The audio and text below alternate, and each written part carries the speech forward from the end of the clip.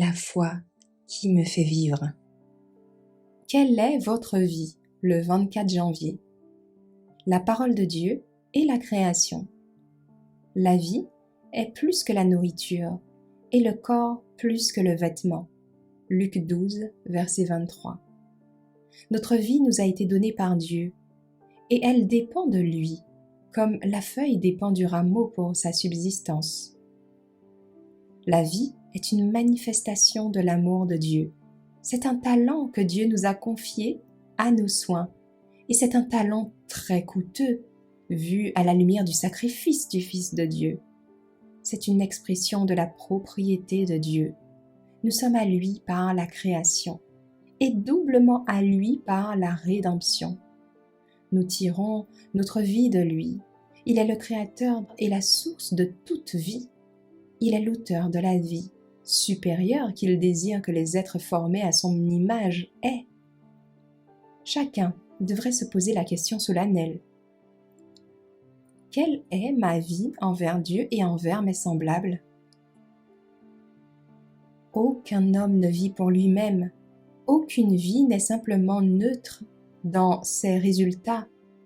Toute âme est tenue de vivre une vie chrétienne. Notre individualité, nos talents, notre temps, notre influence, nos capacités qui nous ont été données par Dieu doivent lui être rendus par un service volontaire. Le but et l'objet de la vie n'est pas de s'assurer des avantages temporels, mais de s'assurer des avantages éternels. Dieu réclame votre âme, votre corps, vos capacités, car il les a achetés par son propre sang précieux, et ils lui appartiennent tous. C'est un vol que de se soustraire à Dieu. La question importante pour nous est la suivante. Notre vie est-elle entrelacée avec celle de Jésus? Qu'est-ce que la vie chrétienne? C'est une vie sauvée, une vie arrachée au monde du péché et rattachée à la vie du Christ.